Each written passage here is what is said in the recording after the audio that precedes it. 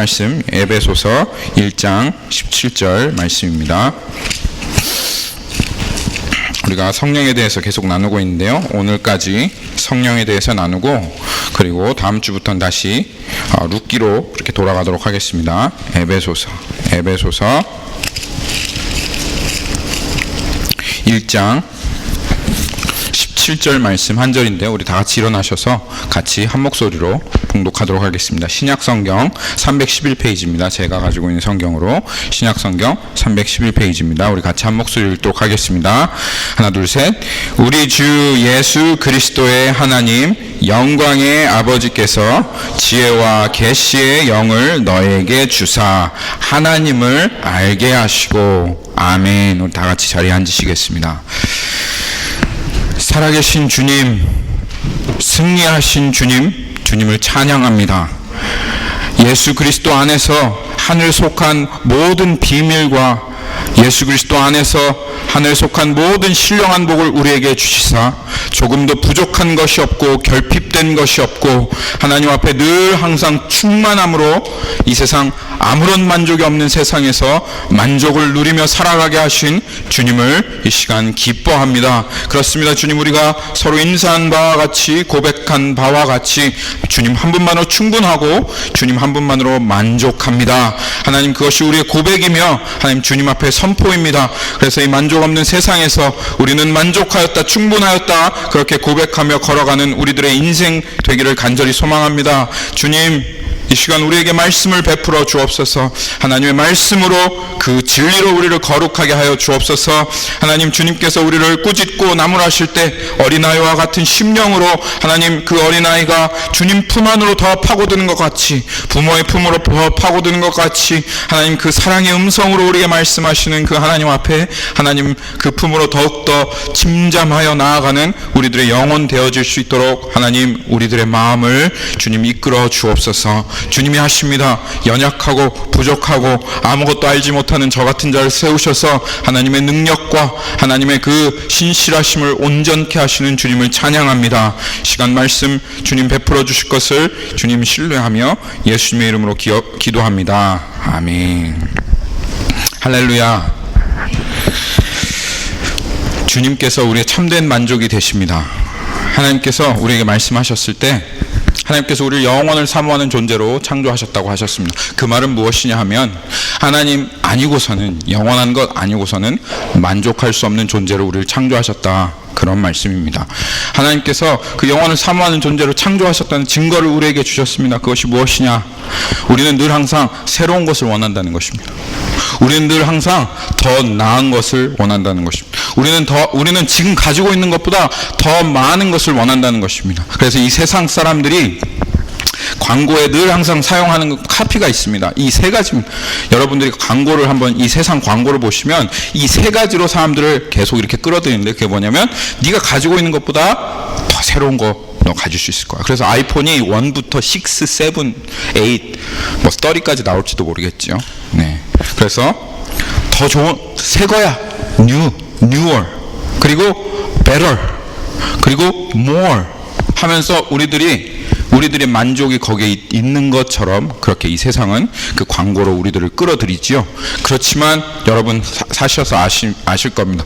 아이폰 뭐 7, 6, 7이 있어도 여러분 거기에 진짜 만족하십니까? 8이 나오면 또 사야 돼요. 갤럭시 8이 나오면 또 사야 됩니다. 거기에는 만족이 없습니다. newer, better, more에는 절대로 만족이 없습니다. 그럼에도 불구하고 우리가 계속 newer, better, more에 끌리는 이유가 무엇이냐?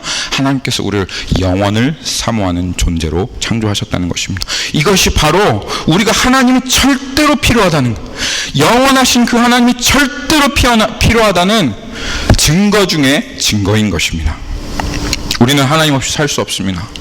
여러분, 그래서 인생은 지겨운 것입니다. 왜냐하면 해 아래는 다 똑같거든요. 성경이 분명히 선포하고 있어요. 세상은 아무리 우리에게 얘기해요. 너 거기 가면 더 새로운 거 있을 거야. 네가 이제까지 한 번도 알지 못하던 더 좋은 것, 나은 거 있을 거야. 이 세상은 약속하고 이야기하지만 다 거짓말입니다. 사기입니다. 더 뉴어 베러 모어가 없습니다. 아직 젊으신 분들 경험해봐야 알겠다고 얘기하시면 한번 물어보세요. 그 사람이 그 사람이고 그 놈이 그 놈이고 다 똑같습니다. 다 똑같아요. 그렇죠? 네. 다 똑같아요. 제가 한번 정말 힘들어서 하나님 앞에 기도한 적이 있습니다. 하나님 너무 힘듭니다. 제가 개척했을 때인데 청년들 다 가라 그럴까요? 그렇게 기도했는데 하나님께서 저한테 하시는 말이 야 그놈이 그놈이야 다 똑같아. 그렇게 하나님께서 말씀하시더라고요. 다 똑같아요. 색이 없어요. 하나님께서 우리들의 결론적으로 진리로 우리에게 딱 말씀하시는 게 뭐냐면 해 아래는 새 것이 없다는 거예요. 우리 와이프 안경 보세요. 한국 가서 영심이 안경을 쓰고 왔어요. 저거 70년대 유행했던 안경이에요. 그런데 지금 또 유행하는 거예요. 그냥 그거라도 안 하면 어쩔 수 없으니까. 맨날 햄버거만 먹으면 질리니까 피자 먹고 샐러드 먹고 그리고 다시 햄버거를 먹어야지. 그래도 만족이 있는 게 우리의 인생인 거예요. 우리는 할 수 없이 늘 항상 새 것을 추구하고 늘 항상 새 것을 추구하고 또 더 나은 것을 추구할 수밖에 없는 존재로 하나님께서 창조하셨어요. 그 말은 무엇이냐? 우리는 영원을 사모하는 존재로 하나님 창조하셨다는 것이죠. 이 세상에 영원한 것이 무엇이 있습니까? 이 세상에 정말 여러분의 계속 새롭고 계속 여러분의 더 나은 것을 제공하고 계속 여러분에게 더 좋은 것을 더 많은 것을 줄 수 있는 게 어디 있어요? 없어요. 그것은 오직 영원한 것밖에 없습니다. 그래서 하나님께서 우리에게 명령하시는 것이 그것이죠. 영원하신 하나님을 구하라. 그 만족이 너희가 참되게 찾고 있었던 그 만족이 거기에 있다라고 주님 말씀하시는 것입니다. 하나님께서 영원하시기 때문에 영원하다 그 말은 무엇이냐면 하나님 변함이 없으시죠. 하나님은 업그레이드가 없으신 분이십니다. 과학기술은 늘 항상 업그레이드가 있어요. 그렇죠? 왜냐하면 불완전하기 때문에 그래요. 그렇지만 하나님은 업그레이드가 없습니다. 하나님은 완전하십니다. 그럼에도 불구하고 영원하신 하나님이에요. 왜? 그래서 하나님은 늘 항상 새롭습니다. 어저께 알았던 그 하나님과 오늘 알았던 하나님 또 달라요. 그럼 그 하나님을 그러면 어느 순간 가면 이제 하나님 다 알았다 그런 게 있을까요? 아니요. 그런 게 없어요. 광대하신 그 우주를 우리가 샅샅이 탐색할지라도 우주는 유한하거든요. 그 유한한 우주를 다 탐색할 수 없을 정도로 광대한데 그 우주를 만드신 하나님 얼마나 광대하시겠어요. 그래서 하나님은 늘 항상 우리에게 새로우신 거예요. 영원하시기 때문에 변함이 없으시지만 알아도 끝이 없는 하나님이에요. 우리의 그 영원히 알고자 하는 지적인 욕구가 하나님만 알면 충족되어질 수 있습니다. 더 새 것을 원하는 그 우리의 새로운 것을 원하는 영원을 사모하는 마음이 그 하나님을 알면 그제서야 충족되어질 수 있도록 하나님께서 우리를 창조하시고 만드신 것입니다. 하나님을 발견해야 됩니다, 여러분. 하나님 없이는 여러분 결국은 패망하고 실패하고 아무런 만족이 없는 그 인생을 살아가다가 결국은 정말 내 인생 뭐 있나 만족 없는 인생 살았구나 하는 그러한 삶을 살아가게 될 것입니다. 그런데 주님께서 우리에게 말씀하시는 이 복음은 무엇이냐? 주님께서 우리에게 말씀하시는 복음은 주님 우리를 부르신다는 것입니다. 목마르고 정말 갈급한 영혼은 나에게로 나와라. 내가 값없이 너에게 주리라. 그리고 주님께서 예수 그리스도 안에서 내가 다 이루었다 말씀하시며 우리가 그 인정과 영광과 그 내가 더 높아지고자 하는 그 온전한 그 갈급함을 주님 안에서 그 주님께서 주신 창세전 원형으로 하나님의 가장 영광스러운 원형으로 우리 가운데 회복시키셨다는 것입니다. 그래서 이제는 더 이상 높아질 필요 없고 더 이상 사람들의 인정 때문에 고통하고 저 사람이 나보다 잘 됐는데 이 사람이 나보다 잘 됐는데 시기하고 비교하고 질투할 필요 없이 이제는 정말 그리스도 안에서 그리스도께서 주시는 그 온전한 영광만 입으면 그럼 저 사람이 하버드를 갔든 서울대를 갔든 저 사람이 무슨 직장을 잡았든 내 동기 동창이 어떻게 됐든 전혀 상관없는 것입니다. 우리는 주님께서 뭔가를 더덕더덕 붙이지 않아도 그 아담과 하와가 범죄해서 나뭇잎으로 자기를 가렸잖아요. 그 영광을 잃어버리고 나니까. 근데 그 나뭇잎으로 우리를 가리지 않아도 스펙을 쌓지 않아도 무엇이 있지 않다 할지라도 이 사람이 나를 인정해주고 인정해주지 않다 할지라도 우리는 존재 자체로 우리 존재에서 영광의 형상이 팍 하고 뿜어져 나오는 그런 영광스러운 존재로 하나님께서 우리를 창조하신 것입니다. 그리고 그 원형을 하나님께서 그리스도의 십자가에서 회복하시는 것입니다. 할렐루야 아멘. 우리 옆에 사람 한번 보시죠. 조금 망가졌죠. 조금 망가졌긴 하지만 그래도 예수 그리스도 안에 있으면 우리 믿음의 눈으로 볼 수 있습니다. 하나님께서 당신에게 그 하나님의 영광의 원형을 회복하셨기 때문에 예수 그리스도 안에 있는 우리 형제 자매들에게 우리는 믿음으로 고백할 수 있는 것입니다. 화장이 조금 잘못됐고 그래도 당신 참으로 세상에서 가장 아름답고 존귀하고 영광스러운 존재입니다 라고 우리 이렇게 고백할 수 있는 거예요. 그렇죠? 우리 한번 믿음으로, 비록 이 사람이 아직 예수 그리스도 안에 있지 않은 것 같다 해도 주님께서 나중에 부르실 것을 우리 믿는 믿음으로 한번 우리 옆 사람에게 한번 당신 참으로 영광스럽군요, 우리 한번 이렇게 고백합시다. 준석 형제 환영합니다. 참으로 영광스러운 우리 준석 형제 참 환영합니다. 그래요, 예수 그리스도께서 다 이루셨습니다. 할렐루야, 주님 승리하셨습니다. 그 주님 믿고 우리 살아가기에 이제는 이 교회 안에 있는 모든 사람들 참으로 영광스럽고 존귀한 분들입니다. 더 이상 결핍이 없습니다.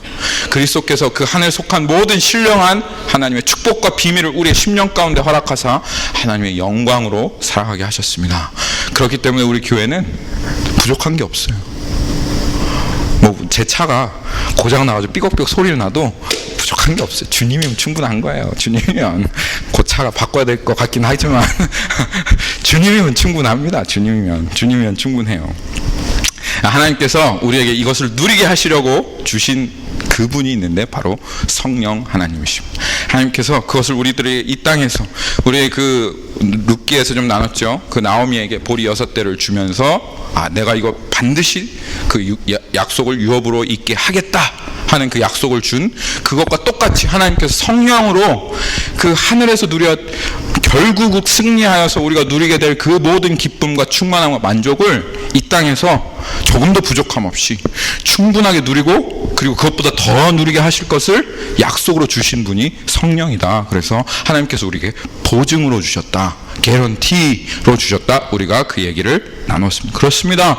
우리가 성령을 받았다 하는 말은 우리에게 하나님의 나라가 보증되었다, 하나님의 나라에 반드시 들어갈 것이다 라고 하는 그 약속으로 하나님께서 우리에게 성령으로 주신 것이고, 이 성령만 있으면 하나님께 주신 이 충만함과 기쁨과 그 진리 가운데서 하나님께 주신 그 평안함을 누리며 상황과 환경이 어떻게 된다 할지라도 전혀 문제없이 이 땅을 안전하게 걸어갈 수 있도록 하나님께서 우리들에게 보증으로 주신 그 성령님이 바로 우리에게 주신 그 진리의 영이시며 보혜사시며 우리에게 사랑을 부어주시는 그 영이신 것입니다. 우리가 지금 살아가고 있는 그 현실을 잠깐 직시해야 될 필요가 있습니다. 여러분, 마태복음 한번 볼까요? 마태복음 12장.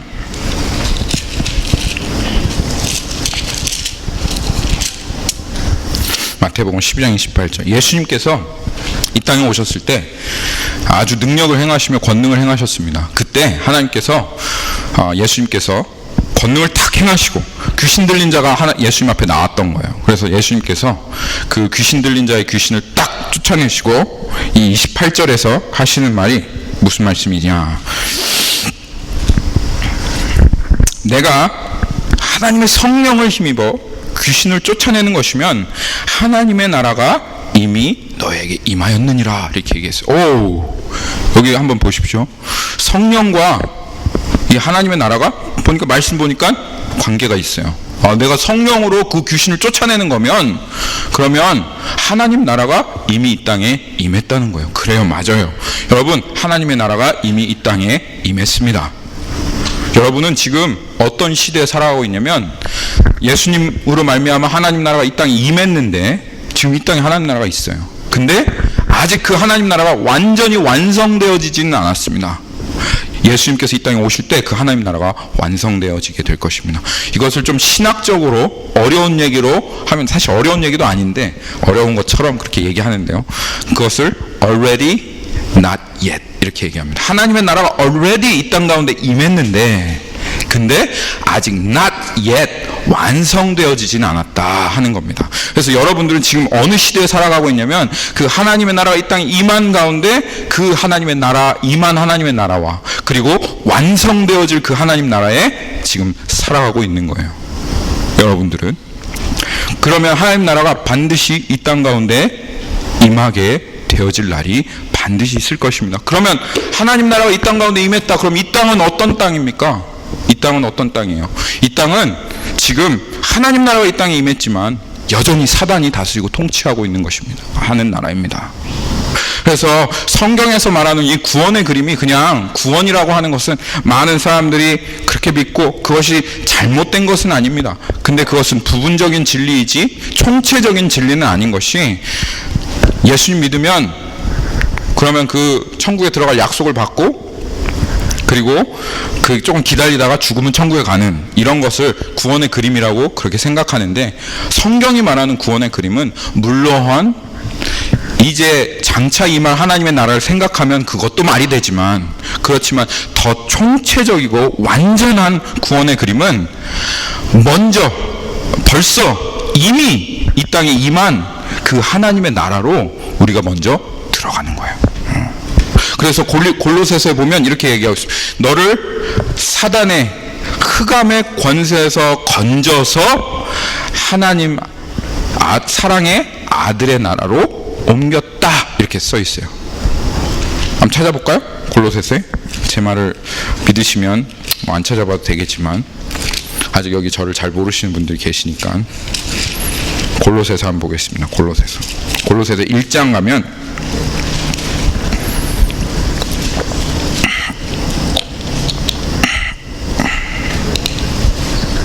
그가 우리를 흑암의 권세에서 건져내사 그의 사랑의 아들의 나라로 옮겨졌으니, 이렇게 했어요. 그렇죠? 만약에 하나님의 나라가 이 땅 가운데 임하지 아니하였다면, 하나님의 나라가 이 땅 가운데 임하지 아니하였다면 그럼 이건 말이 안 되는 얘기예요. 왜냐하면 지금 이 영어로 보시면 분명하게 나오는데요, 영어로 보시면 현재형으로 쓰여 있어요.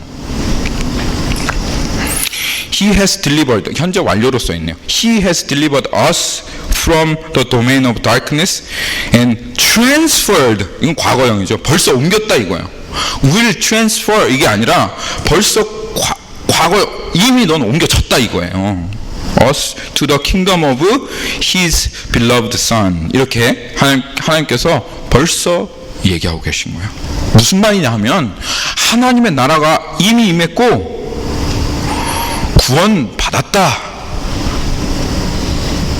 하는 이야기는 내가 이미 이 땅에 임한 그 하나님의 나라 안에 옮겨졌다 라고 하는 것이, 이게 하나님의 말씀하시는 구원이다 라고 지금 성경에 기록하고 있는 것입니다. 이것을 이해하는 것이 너무너무 중요합니다. 그럼 그 하나님 나라는 어디입니까? 지금 이 땅에 이미 임한 그 하나님 나라가 어디에 있습니까? 하나님의 나라가, 예수님께서 말씀하셨죠. 하나님의 나라는 여기 있다 저기 있다 하지 않고 하나님 나라는 너희 안에 있느니라. 너희 안에, 우리가 지금 예배 드릴 때 이 예배 안에 그 하나님 나라가 이미 임하였습니다. 하나님의 나라는 하나님께서 통치하시고 하나님께서 다스리시는 나라입니다. 이 교회가 이 사단의 흑암의 권세로 통치하고 다스리고 있는 이 세상 가운데 세워진 하나님의 나라인 것입니다. 그리고 여러분들이 지금 하나님의 나라의 백성으로 부르셨습니다. 어떻게 이 땅에 하나님의 나라의 백성과 그 하나님의 나라의 통치를 받으며 살아갈 수 있어요? 성령으로 말미암습니다. 성령이 우리 가운데 오셔서, 아까 말했죠, 성령이 임하여 내가 귀신을 쫓아내는 것이면 하나님의 나라가 너희 안에 이미 임하였다라고 얘기하는 것 아니겠습니까? 그러니까 성령과 하나님 나라는 밀접한 관계가 있고, 그래서 예수님께서 말씀하실 때 네가 성령으로 거듭나지 아니하면 하나님 나라를 볼 수도 없고, 성령으로 거듭나지 아니하면, 물과 성령으로 거듭나지 아니하면 하나님의 나라를 들어갈 수도 없다라고 예수님께서 그렇게 우리에게 말씀하시는 거예요. 그러니까 성령과 하나님의 나라는 밀접한 관계가 있습니다. 그리고 인천 상륙작전 여러분 아시나요? 인천 상륙작전? 발음이 잘 안 돼. 인천 상륙작전. 메가더 장군이 이 아이들에게 어떻게 트랜슬레이트 할지 잘 모르겠어요. 우리 옛날도 아니죠. 한 70년 정도 됐죠. 남한하고 북한이 이렇게 나눠져 있었습니다. 북한은 공산, 남한은 민주인데, 빨간색이고 파란색인데, 이제 북한이 공산화를 하려고 북한이 남한을 침투해 들어왔습니다. 그래서 서울이 함락되고 막 밀려가지고 결국 어떻게 되었냐면, 전부 다 이 한반도가 이 한국 땅이 전부 다 빨간색이 되어지고 우리 그 파란색은 이제 부산에만 있는 그런 형국이 되었어요. 그래서 이 땅이 전부 다 완전히 이렇게 공산화가 되고 이제 대한민국은 그 부산에만 남아 있었던 거죠. 그때 완전히 이제 끝났다. 이제 우리는 이제 다 밀리게 생겼다라고 할 그때 메가더 장군이 그 인천에 탁 상륙해서 그 한반도의 허리를 탁 끊고 그리고 그 미국 그 동맹군이 우리 그 나라에 와가지고 공산군들을 다 몰아내고 한반도를 수복한 그런 일들이 있었습니다. 근데 그때 미처 도망가지 못했던 사람들이 있었어요. 인민군. 왜냐하면 허리가 잘렸기 때문에. 그래서 도망가지 못하니까 어떻게라도 가야 되냐 하면 지금 이제 산이라도 올라가야 되는 거예요. 그래서 그 산에 올라가서 거기에 지금 한반도는 전부 다 메가더 장군이 탁 승리를 해가지고 전부 다 파란색이에요. 민주공화국이에요. 민주국가예요. 근데 그 빨치산이라고 하죠. 그 인민군들은 산에 올라가서 거기에서 무슨 정부를 수입했어요? 북한 괴뢰 정부를 수입한 거예요. 한반도는 지금 전부 다 대한민국의 법으로 통치되는 땅인데, 근데 그 산 위에만 어느 땅이에요? 누구 땅이야? 북한군들이 점령해서 북한의 그 법으로, 인민군의 법으로 통치되는 땅인 거예요. 지금 그러한 형국입니다. 지금은 반대죠. 이 세상이 전부 다 그 공산당처럼 사단과 흑암과 어둠의 권세가 지금 다 통치하고 있어요. 그렇죠? 그리고 이 세상의 법으로, 사단의 법으로 이 세상이 다 통치되고 있는데 예수님께서 낙하산 타고 날아오신 거예요. 상륙작전을 하신 거예요. 인천 상륙작전 쫙 하셔가지고 이 땅에 그 사단과 싸워서 그 머리를 그냥 짓밟아버렸어요. 예수님께서 와가지고 그 김정일을 탁 처리하고 더 이상 이제 사단이 권세를 이길 수 없도록 그냥 완전히 한 방에 승리를 해버리셨어요. 그리고 이 땅에 하나님께서 통치하시는 나라를 세우고 자 이제 이 땅 세우고 간다 하고 가시고 너희들 승리할 수 있도록 내가 성령을 보내줄게. 그래서 보내준 그 나라가 뭐다? 지금 하나님의 법으로 통치되고 있는 그 나라가 교회다 이거예요. 교회. 여러분 진짜 지금 하나님의 나라에 있는 거예요. 이 세상이 전부 다 빨갱이라 할지라도 여러분 지금 민주공화국에 아니 신주 하나님께서 통치하시고 다스리는 나라. 이 교회는 그래서 하나님의 나라이기 때문에 이 교회는 하나님의 법으로 통치되어야 합니다. 이 교회는 하나님의 땅이기 때문에 하나님의 통치와 하나님의 주권이 이 땅 가운데 반드시 이루어져야 합니다. 그리고 지금 열쇠인 것처럼 보이지만 예수님 말씀하셨어요. 음부의 권세가 깨어뜨리지 못하리라. 주님 말씀하셨어요. 지금 열쇠가 아닙니다. 우리가 새가 적은 게 아니에요. 곧 있으면 예수님께서 이렇게 낙하산 타고 오셔가지고 그래가지고 지금 하나님의 나라를 만드시고 그리고 막 하나님 나라가 지금 막 부흥하고 있죠. 그렇죠? 그리고 이제 그렇지만 여전히 세적으로 봤을 때는 열쇠예요. 열쇠. 그렇지만 예수님께서 메가더 장군처럼 인천 상륙작전을 딱 하셔가지고 이 땅을 깨끗하게 쓸어버리고 하나님의 나라를 완성할 그날이 반드시 이 땅 가운데 일어날 겁니다. 반드시 있을 거예요. 할렐루야. 승리하실 그날이 반드시 있을 겁니다. 근데 왜 하나님 지금 기다리고 계시고 우리 지금 고통스럽고 힘들어 죽겠는데 왜 이렇게 빨리 안 오시는 거예요? 왜 빨리 안 오시냐면 지금 기다리고 계신 거예요. 왜냐하면 이제 예수님께서 인천 상륙작전 메가더처럼 이렇게 오시면 이 땅 다 쓸어버리실 거거든요. 하나님과 지금 전쟁하고 있는 이 사단의 나라에 속해 있는 이 많은 사람들 전부 다 하나님의 공의의 심판으로 다 심판하시고 그 가운데 하나님께 반역하고 하나님과 전쟁하고 하나님 없다 하고 우습게 여긴 그 사람들 전부 다 쓸어서 영원한 심판으로 하나님 집어넣으실 것이기 때문에 그렇기 때문에 하나님 지금 하루를 천년같이 천년을 하루같이 기다리고 계신 것입니다. 근데 반드시 그날 올 거예요. 그리고 그날이 오기 전에 우리들에게 임무를 하나 맡겨주셨어요. 고린도후서 5장 20절 말씀 한번 볼까요? 고린도후서 5장 20절.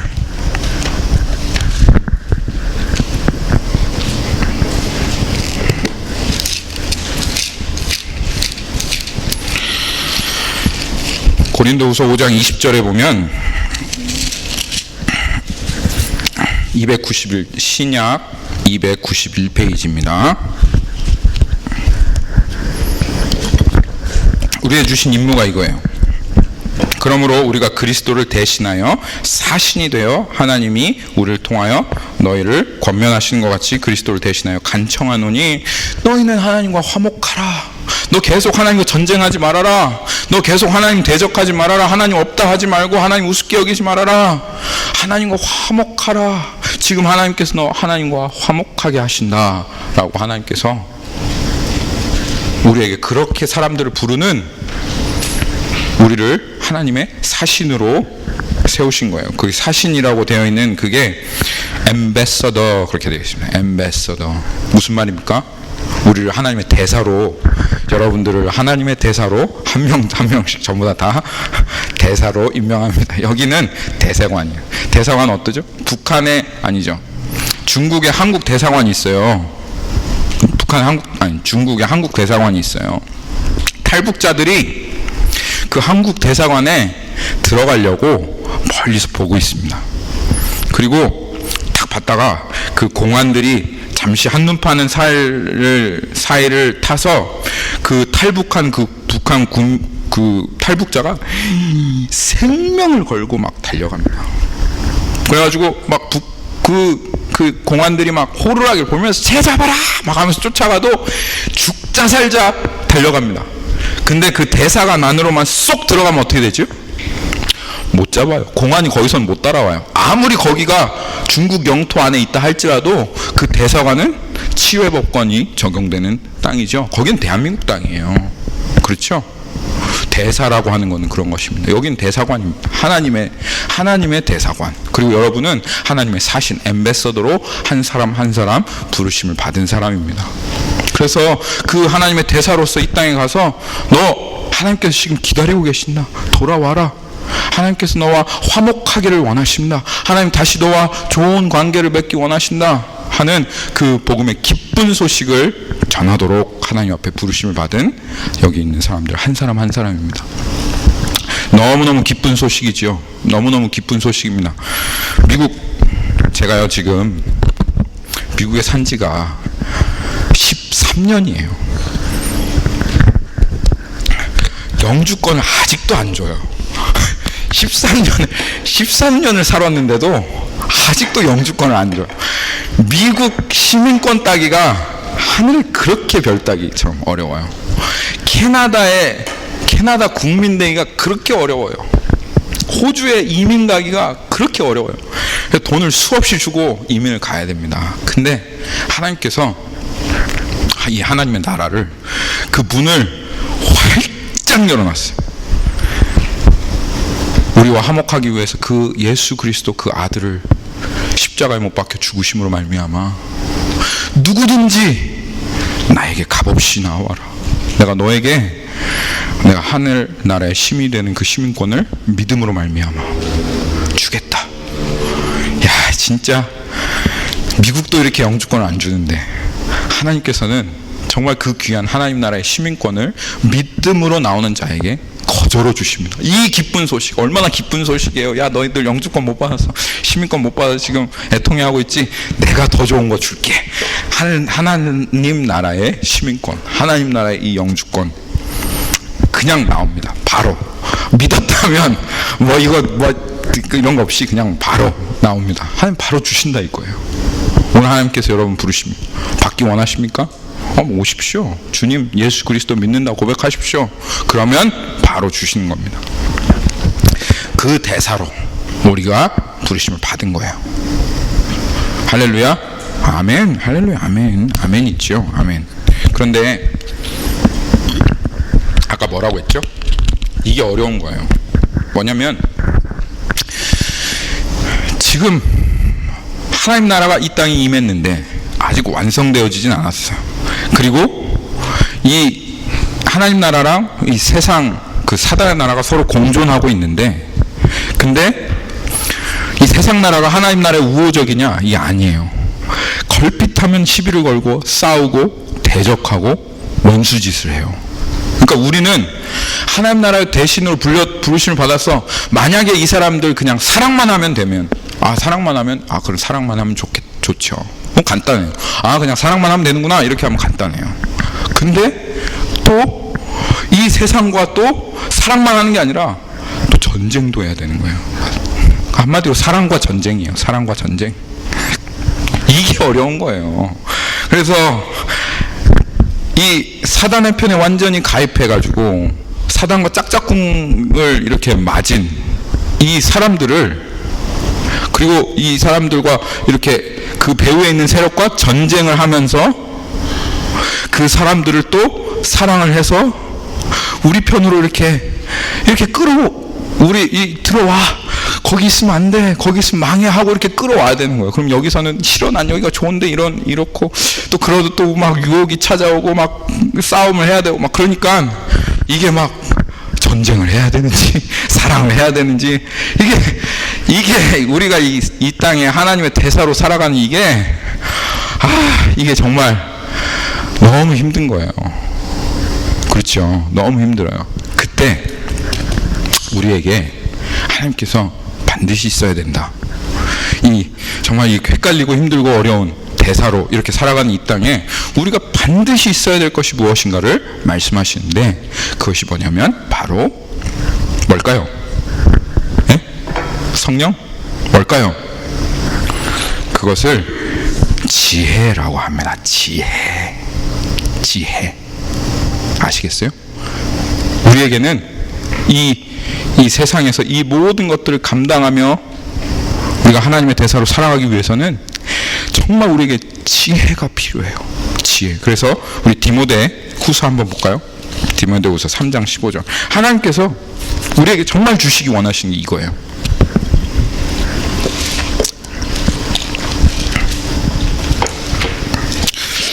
거기 보면 이렇게 나와 있어요. 지혜가 필요합니다. 우리 지혜가 필요해요. 어려서부터 성경을 알았나니, 디모데후서 3장 15절, 346장입니다. 어려서부터 성경을 알았느니 성경은 등이 너희로 하여금 그리스도 예수 안에 있는 믿음으로 말미암아 구원에 이르는 뭐가? 지혜가 있게 하려 함이라. 지혜가 있게 하려 함이라. 할렐루야. 지혜가 있게 하려 함이라. 성경은 우리에게 무엇을 주는 책입니까? 구원에 이르는 지혜를 주는 책이에요. 근데 참 안타까운 것이, 많은 사람들이 하나님께서 이 성경을 보면 정말 지혜를 중요하게 생각하면 우리가 찾아볼 텐데, 하나님께서 정말 지혜를 중요하게 생각하시는데, 근데 지혜를 구하지 않아요. 안타깝게도 우리에게 정말 필요한 것은 지혜인데, 오히려 성경에서 많은 경우에 대부분의 구하려고 하는 것은 지식을 구합니다. 물론 지식이 중요합니다. 성경에 보면 지식이 있어야 된다, 하나님 아는 지식이 필요하다, 그렇게 얘기도 하지만, 그런데 그것이 궁극적인 목적이 아닙니다. 성경은 지금 오늘 뭘 준다고요? 구원에 이르는 지혜를 주기를 원한다, 그렇게 말씀하고 계시죠. 근데 우리는 그 지혜보다는 지식을 구합니다. 지혜와 지식은 좀 다르죠. 그렇죠? 우리나라 사람들은 지식을 아주 구해요. 왜냐하면 아마 그게 주입식 교육의 폐인 것 같아요. 주입식 교육의 폐. 왜냐하면 우리는 뭔가 하여튼 빨리 배워야 돼요. 머릿속에 집어넣어야 되고 빨리 문제를 풀어야 돼요. 그렇죠. 그리고 그 지식이 있으면, 그 지식으로 문제를 잘 풀면, 그래서 100점을 맞으면 이 사람은 똑똑한 사람이야. 이 사람은 대단한 사람이야. 그래서 서울대를 가고 하버드를 가면 이 사람은 그 사람이 어떤 사람인지를 증명하는 사람이 되어지는 거예요. 그러니까 우리나라 사람들이 받아들인 건, 머릿속에 네가 얼마나 지식을 많이 가지고 있느냐, 얼마나 많은 것을 암기하고 있느냐에 따라서 우리가 어떠한 존재인지를 우리나라 사람들은 증명할 수 있다고 생각하는 거예요. 내 지식의 양에 따라. 근데 그래서 지식이 적으면 이 사람 못난 사람이고, 지식이 많으면 와, 이 사람 대단한 사람이고 하는 게 우리나라 사람들의 인식이에요. 그래서 문제를 잘 풀면 대학교, 좋은 대학교 가면 이 사람 훌륭한 사람 되는 거예요. 근데 그렇습니까? 아니요, 그렇지 않아요. 성경에서는 그렇게 얘기하고 있지 않아요. 그 세상적인 이 사고가 이 신앙 가운데도 똑같이 그냥 흘러 들어온 거예요. 그래서 이런 사고를 가지고 신앙생활을 하니까 성경적인 지식이 있고 그것을 줄줄줄줄줄 읊어내면 마치 그 사람이 믿음이 대단한 사람인 것처럼, 신앙이 높은 사람인 것처럼 그렇게 받아들여지는 거예요. 하나님 정말 그렇게 보실까요? 여러분, 지식이 많고 그 성경을 줄줄줄줄 읊어대면 하나님이 당신, 와, 너 정말 대단한 믿음 가졌다 라고 그렇게 하나님께서 우리들을 인정하실까요? 아니요. 하나님 그렇게 인정하시지 않습니다. 오히려 그런 사람들, 지식만 가득하고 그 지식대로 살아가지 않는 그 사람들을 하나님은 오히려 싫어하세요. 그런 사람들이 신약과 구약에서 대표적인 사람들이 바리새인과 서기관들, 그들에게는 어렸을 적부터 성경을 알고 성경을 읽고 이 성경책이 무거우니까 그 사람들 아예 성경을 외웠어요. 줄줄줄줄 성경을 외우고, 그리고 그 성경 그냥 지식으로 얘기하면 그냥 막 읊어댈 수 있는 그런 사람이었습니다. 그런데 그들에게 하나님께서 경고하신 게 있습니다. 화 있을진저 바리새인과 서기관들아, 너 그렇게 많은 지식과 그렇게 많은 그 성경의 구절과 말씀을 알면서도 너는 손가락 하나 까딱하려고 하지 않는구나. 그러면서 아주 그 사람들에게 경고하시며 그것이 절대로 너의 존재가 어떠한지 증명하지 않는다 라는 것을 하나님께서 말씀하셨습니다. 그것을 회칠한 무덤이라고 하고, 왜냐하면 지식으로 자기를 가정하고 꾸며내고, 그리고 그 지식으로 자기가 어떠한 존재인지를 증명하려고 하는, 그게 우리 한국 사람들뿐만 아니라 유대인들도 그렇게 했다 그 말이에요. 그래서 내가 이런 지식을 가지고 있으면, 저런 지식을 가지고 있으면 난 믿음 좋겠지, 나 예수 믿겠지, 나 하나님 백성이겠지 라고 하는 그러한 잘못된 신앙관, 사고방식을 가지고 살아갔던 그 사람들에게 하나님께서 아주 무섭게 질책하셨습니다. 그렇지 않습니다. 하나님 원하시는 건 지식이 아니라 하나님 원하시는 것은 지혜입니다. 지혜. 우리 머릿속에 100만 가지의 지식이 가지고 있다 할지라도, 100만 가지의 지식 알고 있다 할지라도 그 100만 가지 지식 중에 하나도 나를 움직이는 지식이 없어요. 하나도 나를 움직이는, 하나도 내 삶을 이끌어가는 지식이 없다면, 그러면 100만 가지 지식 하나님 보시기엔 nothing이에요. 하나도 소용없다. 하나님 그렇게 말씀하시는 거예요. 그 지식이 오히려 너를 망하게 한다. 그렇게 얘기해요. 네가 모른다고 하였으면 죄가 없으려니와 네가 본다고 하니, 네가 안다고 하니 너의 죄가 그대로 있느니라. 하나님 더 질책하십니다. 너 선생 되려고 하지 마라. 가르치려고 하지 마라. 선생 되려고 하지 마라. 지식 있고 그대로 행하지 않는 자에게 더욱더 엄한 형벌이 있으리라 하고 주님께서 말씀하시죠. 그렇지만 우리 어린아이들처럼 한 가지 지식이 있고,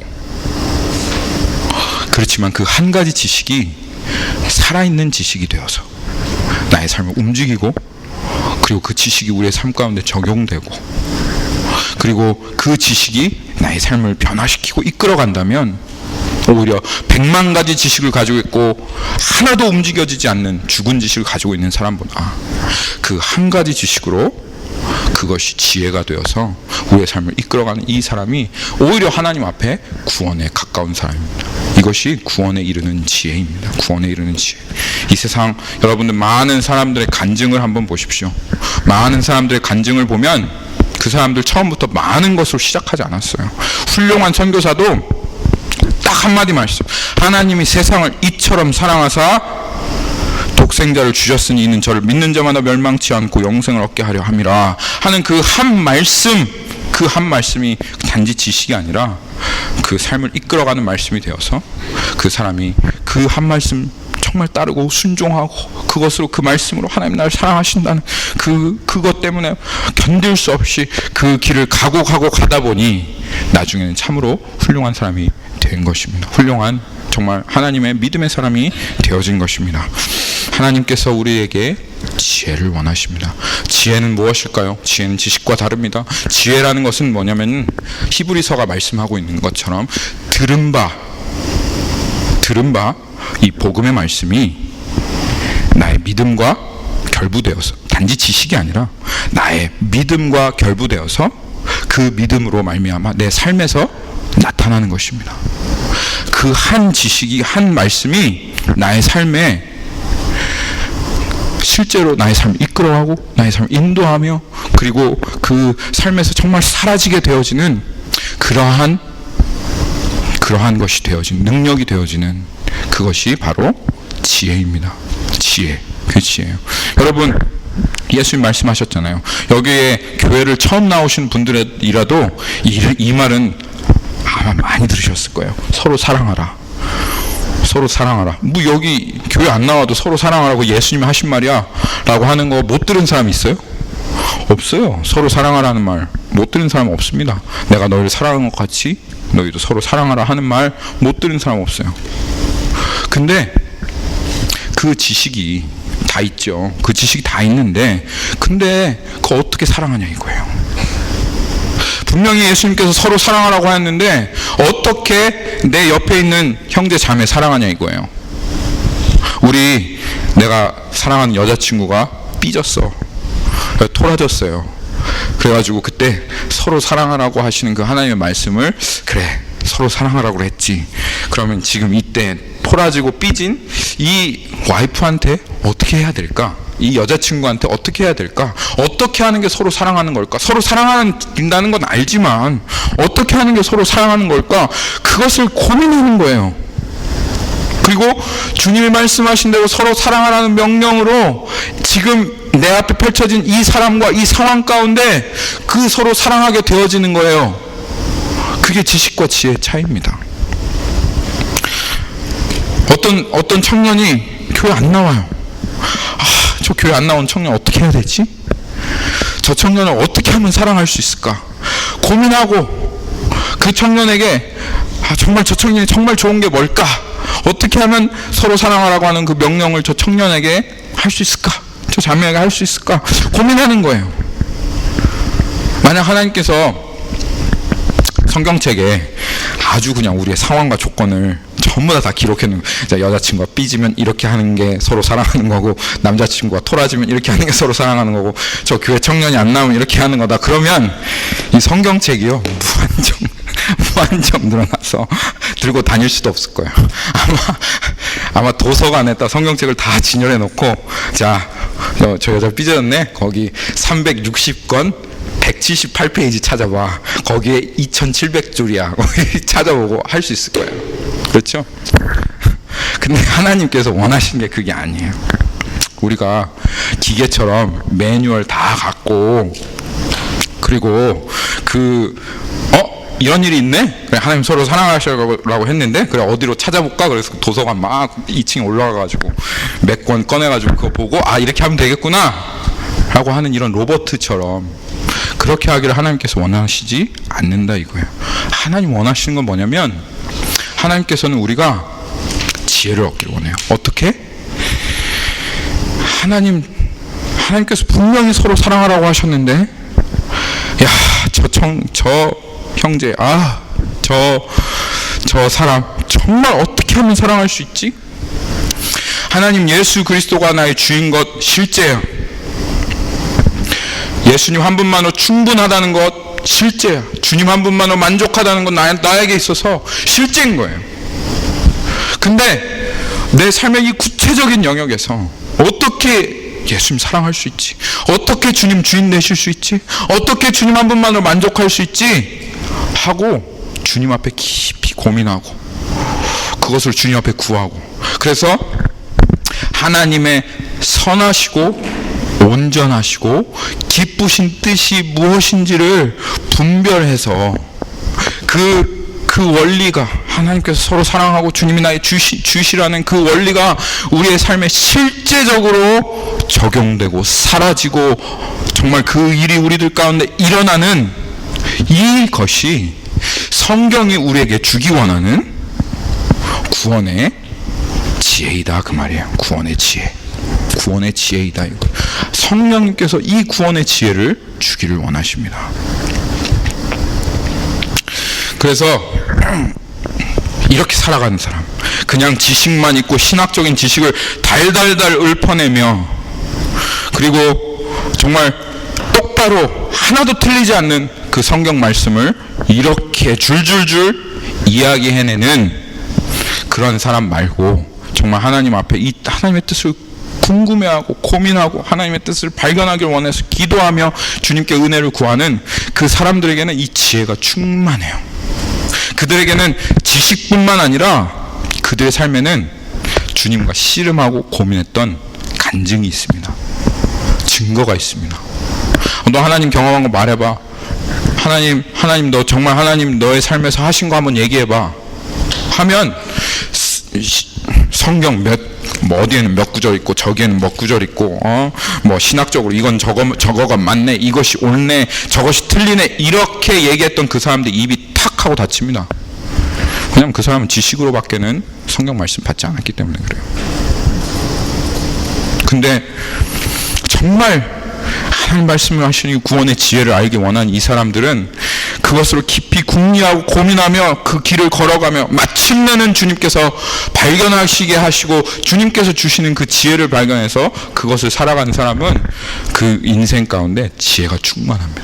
정말 지혜로운 사람이 됩니다. 그리고 그 삶은 단지 지식만 읊어내는 것이 아니라 그들의 삶 가운데, 그들의 신앙 가운데는 하나님이 함께 하셔서 그들이 고민하고 넘어지고 낙담할 때 하나님께서 일으키셔서 그들의 삶을 이제껏까지 인도해온 그 하나님의 하신 일들이 가득합니다.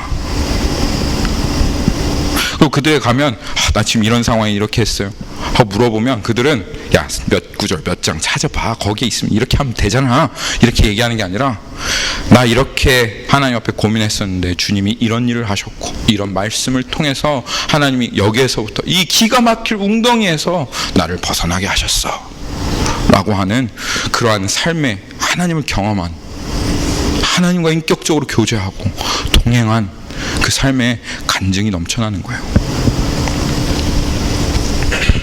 여러분, 주님 이거 주시기 원해요. 우리에게 그토록 주시기 원하는 거예요.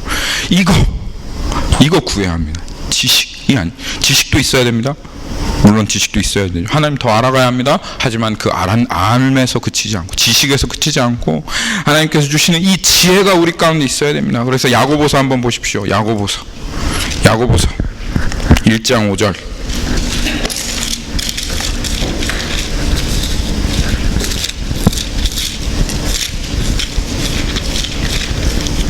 야고보서 1장 5절 보면 하나님 얼마나 주시기 원하신지 몰라요. 하나님께서 우리들을 그렇게 이걸 주기를 원하세요. 보세요. 너희 중에 누구든지 지혜가 부족하거든 모든 사람에게 후히 주시고 꾸짖지 아니하는 하나님께 구하라. 그리하면 주시리라. 여기 뭐라고 하십니까? 하나님께서 뭐라고 해요? 하나님께서 후히 주신다는, 후히 꾸짖지 않으신다는 거예요.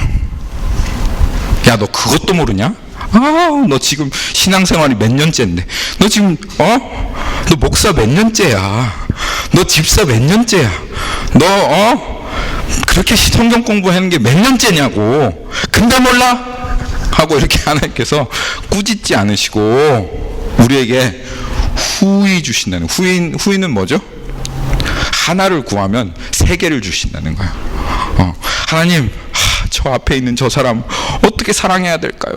좀 저 사람 좀 어떻게 사랑해야 되는지 좀 알게 해주세요 라고 그렇게 기도하면 그 사람 어떻게 사랑해야 되는지 하나님께서 지혜를 그것만 주시는 게 아니라 나는 생각도 안 했는데 저 멀리 있는 사람까지 하나님께서 사랑하게 하시는 그 지혜를 하나님께서 우리에게 후히 주신다 이 말입니다. 후하게.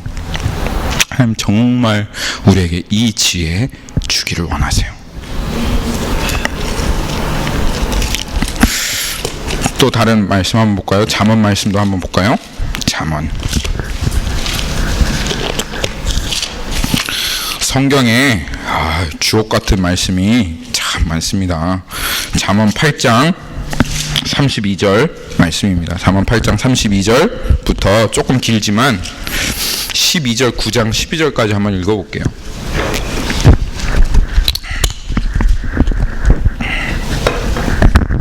여러분, 하나님께서 정말 그 아들에게 딸에게 그 권면하시는 말씀처럼 오늘 얘기하십니다. 여러분, 이 지혜를 얻는 것이 우리들은 쉽게 그래 좀 지혜가 있으면 좋고 없으면 좀 그렇지, 그게 아니라 하나님께서 말씀하실 때 이 지혜는 생명이다라고 얘기하십니다. 여기 한번 제가 읽어볼게요. 아들들아, 내가 이제 내게 들으라. 내 도를 지키는 자가 복이 있느니라. 훈계를 들어서 지혜를 얻으라. 그것을 버리지 말라. 누구든지 내게 들으며 날마다 내 문 곁에 서서 기다리며 문설주 옆에서 기다리는 자는 복이 있나니. 누구든지 내게 들으며, 내가 누굽니까? 지혜입니다. 지혜. 누구든지 지혜에게 들으며 날마다 지혜의 문 곁에 서서 문설주 옆에서 기다리는 자는 복이 있나니. 대저 나를 얻는 자는, 지혜를 얻는 자는 생명을 얻고 여호와께 은총을 얻을 것임이라. 이 지혜를 얻는 자는 생명을 얻는다는 거예요. 그러나 지혜를 잃는 자, 나를 잃는 자는 자기의 영혼을 해하는 자라. 나를 미워하는 자는 사망을 사랑하느니라. 이 지혜가 하나님 말씀하시는데 생명과 관련이 있습니다. 그리고 9장부터 보시면 이 지혜가 불러요. 지혜가 그 집을 짓고 7 기둥을 다듬고 짐승을 잡으며 포도주를 혼합한 상을 갖추고 준비를 아주 다 했습니다. 자기의 여종을 보내요. 성중 높은 곳에서 불러 이르기를 어리석은 자들이여 이리로 돌이키라. 지혜가 멀리 있는 게 아닙니다. 지혜는 우리를 초청합니다. 어리석은 자들이여 이리로 돌아오라. 너는 또 지혜 없는 자들에게 이르기를 너는 와서 내 식물을 먹으며 내 혼합한 포도주를 마시고 어리석음을 버리고 생명을 얻으라. 명철의 길을 행하라. 이 지혜가 지금 우리 성중에서 오늘 하나님께서 이 자리에서 여러분들에게 지금 부르고 계신 거예요. 지혜가 부릅니다. 지혜는 항상 여러분들을 부릅니다. 거만한 자를 징계하는 자는 도리어 능욕을 받고 악인을 책망하는 자는 도리어 흠이 잡히느니라. 거만한 자를 책망하지 말라. 그가 너를 미워할까 두려우니라. 지혜 있는 자를 책망하라. 그가 너를 사랑하라. 이 말은 거만한 자를 책망하지 말아라. 그래서 누가 거만한지 봐라. 그 말이 아니라 듣는 사람들에게 얘기하는 거죠. 거만하지 말아라. 책망 받을 때 아이가 때리면 엄마 품속으로 더 파고드는 것처럼 아들을 훈계하면 그 아들이 더 엄마의 마음 가운데, 아빠의 마음 가운데 들어오는 것처럼 거만하지 말고 훈계를 받을 때 지혜의 자리로 더욱더 나아오라 하고 하나님께서 그 듣는 자들에게 말씀하시는 것이죠. 지혜 있는 자에게 교훈을 더하라. 그가 더욱 지혜로울 것이요 의로운 사람을 가르치라. 그의 학식이 더하리라. 여호와를 경외하는 것이 지혜의 근본이요 거룩하신 자를 아는 것이 명철이라. 나 지혜로 말미암아 내 날이 많아질 것이요 내 생명의 해가 더하리라. 내가 만일 지혜로우면 그 지혜가 내게 유익할 것이라. 내가 만일 거만하면 너 홀로 해를 당하리라. 거만하지 말고 주님께서 우리를 훈계하시고 책망하실 때 주님 품속으로 더 파고들어 지혜로운 자가 되어야 됩니다. 근데 주님 이렇게 지혜를 주길 원하시죠. 지혜를 막 이렇게 부르고 계시죠. 그런데 안타까운 것은 하나님을 모르는 사람들은 어차피 지혜가 없어요. 그냥 세상 지혜로 살아가는 거예요. 영적인 지혜가 없다는 말이에요. 영적인 지혜가 없어요. 그냥 세상 지혜로 살아가요. 그런데 하나님을 아는 사람들도 지혜가 없어요. 지혜를 구하지 않아요. 왜 이렇게 어리석은지 모르겠어요. 제가 형제님들하고 제가 지난주에 이 회사에서 한 문구를 봤는데 저희 심장이 탁 꽂히더라고요. 그 문구가 뭐냐면 똑같은 일을 계속 반복하면서 다른 결과를 얻기를 기대하는 것은 그거는 정신 나간 짓이다. 그렇게 얘기하더라고요. 똑같은 짓을 계속 똑같이 반복하면서 내일은 다른 결과가 있겠지. 다른 결과 분명히 있을 거야 라고 기대하는 것은 정신 나간 짓이다. 그렇게 얘기하더라고요. 세상 사람들도 이런 지혜가 있어요. 그러면서 우리 리노베이션 해야 된다 그렇게 얘기해요. 근데 우리 기독교인들은 세상 지혜보다도 못해요. 똑같은 삶을 계속 반복하면서 똑같은 일을 계속하면서 오늘은 하나님 만날까? 내일은 하나님 만나 주실까? 오늘은 내 삶에 부흥이 있을까? 저 삶에 부흥이 있을까? 그렇게 행하면 절대로 똑같은 결과밖에는 없지요. 주님의 뜻을 찾고 구하고 하나님 두드리지 않는데 어떻게 하나님 앞에 다른 결과로 살아갈 수 있겠어요? 절대 안 되는 거예요. 그렇게 되어지지 않는 겁니다. 제가 얘기를 하면 얼마나 이 세상에는 철두철미하고 믿는 사람이라고 하는 사람들이 세상에는 철두철미해요. 뭐 리포트가 있으면 직장 상사가 이렇게 얘기하면 아주 그냥 그 계획을 일주일 전부터 탁 짜가지고 몇 시부터 몇 시까지는 리서치하고 몇 시부터 몇 시까지는 쉬고 드라마 보고 몇 시부터 몇 시까지 하고 다 하고 그 리포트 완성할 때까지 딱 계획을 짜요. 근데 성경 공부 한번 하자 이러면 왜 이렇게 걸리는 게 많은지 내가 너 성경 공부할 수 있는 가장 편한 시간에 내가 내 시간을 다 마련해 줄게. 그리고 내가 너 공부하는 그 도서관 앞에까지 내가 가서 성경 공부해 줄게. 나한테 얘기만 해. 그러면 띠링 하고 전화 와요. 그룹 미팅이 있어가지고 오늘 그 시간 안 되겠다고. 몇 번을 미루는지를 모르겠어요. 다른 일에는 그렇게 철두철미하면서도 하나님 뜻을 따르고 하나님 말씀을 알고 지혜를 얻어야 될 그 자리에는 시간이 없는 거예요. 시간이 그렇게 미련할 수가 없어요. 그래서 기도해야 되고 말씀 봐야 되고 예배 드려야 될 그 시간이 늘 항상 핑계로 뒤로 밀리고 늘 항상 넘어가고 오늘도 안 되겠다. 그러니 그 영혼이 망할 수밖에 없죠. 여러분 맨날 라면 먹고 피자 먹고 사탕 먹고 요새 좀 제가 그렇게 살았긴 했지만 맨날 그렇게 먹고 건강할 수 있는 사람 없어요. 반드시 당뇨병 걸리고 암 걸리고 그 육체는 무너집니다.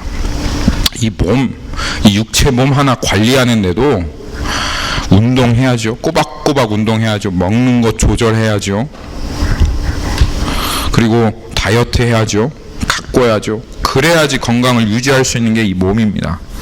그런데 그 몸도 그렇게 관리하는데 우리 영혼은 관리하지 않는 거예요.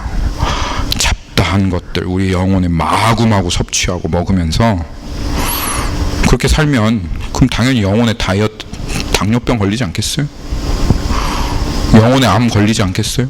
그 생명 유지할 수 있겠어요? 그게 정말 지혜로운 거예요? 망하는 겁니다. 죽을 수밖에 없어요.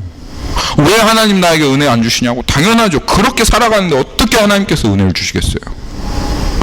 마구마구 그렇게 먹는데 관리하지 않는데 자기 영혼 망할 길로 나아가는데 어떻게 은혜 주시면 하나님 아무리 좋은 거 주셔봐요. 샐러드를 하나님 주셨어요. 건강에 좋으니까 이거 먹어라 하고 샐러드를 주셨어요. 샐러드 한번 먹고 맛이 없네. 그리고 다음 가서 라면 계속 먹으면 그러면 하나님 샐러드를 주시겠어요? 너는 안 되겠다. 그냥 당뇨병 걸려서 죽어야 되겠다 하시겠죠? 지혜가 필요합니다. 우리 영혼이 이렇게 망하는데도 불구하고 그런데도 왜 하나님께 지혜를 구하지 않습니까? 왜 그렇게 살아갑니까? 딱 이유가 한 가지 있는데 잠언 말씀이 그 이유를 딱 한 가지 얘기하셔요. 그게 뭐냐면 9장 10절이에요. 잠언 9장 10절. 왜 이렇게 살아가는데도 불구하고 지혜가 없는데도 불구하고 나 이런 일을 똑같이 반복하면 계속 똑같은 결과를 얻고 살아가면서도 하나님 앞에 가까이 나오지 않고 영혼은 계속 망해가는데도 불구하고 그럼에도 불구하고 하나님께서는 후히 주시기를 원하시는데 하나님 지금 부르고 계시는데도 불구하고 지혜를 구하지 않는 이유가 단 한 가지 있다는 거예요. 그게 뭐냐면 여호와를 경외하는 것이 지혜의 근본이라 이 말이에요. 여호와 경외하지 않기 때문에 그렇다 이거예요. 하나님 두려워하지 않기 때문에 그렇다 이거예요.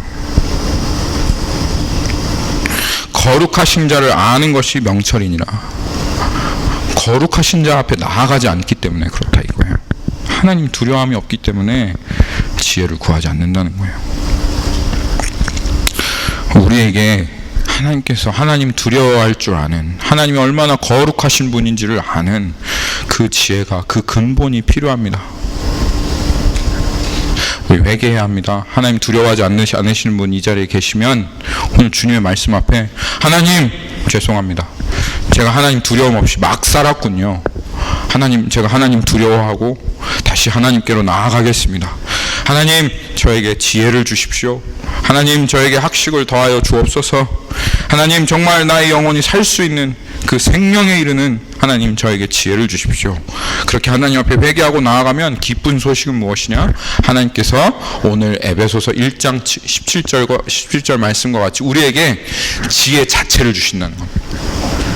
우리에게 그냥 지혜 조금 주시는 게 아니라 우리 안에서 영원토록 우리와 함께 하시며, 보혜사 뭐라고 했죠? 우리 옆에 늘 항상 함께 하시며 우리에게 지혜를 주시는 분. 이렇게 원더풀 카운슬러가 되시는 분. 너 이런 어떠한 악한 상황이고 어떻게 여기에서 벗어날 수 없겠다 하는 그런 상황이 온다 할지라도 그 상황에서 길을 여시고 어떻게 해야 될지 알게 하시는 그 성령님, 지혜 그 자체이신, 지혜와 계시의 영이신 그 성령님을 우리에게 주신다는 거예요. 그래서 우리에게 주셔서 그 지혜로 말미암아 이제는 정말 생명의 길을 걸어갈 수 있도록 하게 해주신다는 것입니다.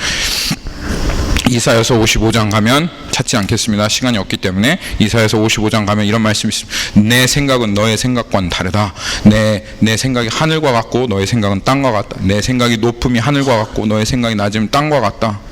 우리가 상상할 수 없는 방법으로 이 지혜로운 사람들, 하나님의 지혜를 얻은 사람들은 그렇게 살아갑니다. 그리고 그 이사야서 55장에 가면 하나님께서 약속하시는 게 있습니다. 나의 말씀을 쫓아 살아가는 그 사람들, 그리고 그것을 지식이 아니라 지혜를 얻고, 그리고 그 지혜 가운데 정말 하나님의 명철의 음성을 들으며, 그리고 그 뜻대로 순종하며 나아가는 자들, 그리고 나에게 지혜를 구하는 자들에게 하나님께서 어떻게 하신다고 하면 기쁨 가운데 형통하게 하신다 그 말이에요.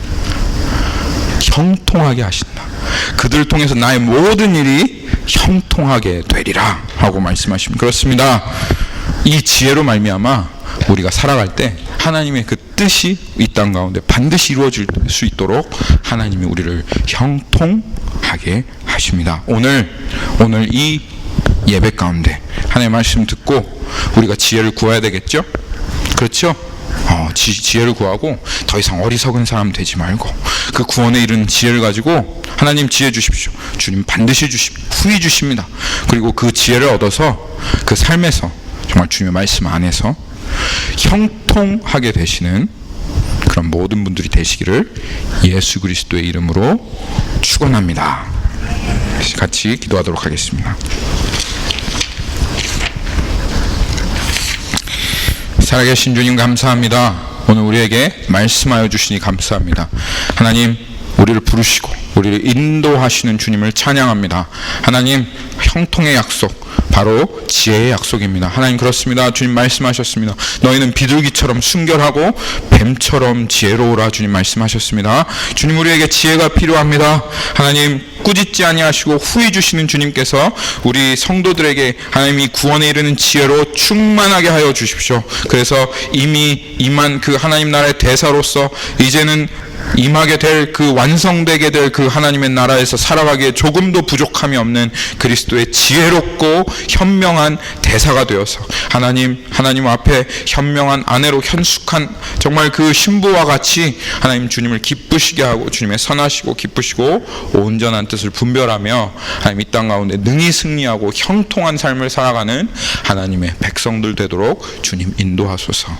살아계신 주님 예수 그리스도의 이름으로 간구하며 기도하였습니다. 아멘.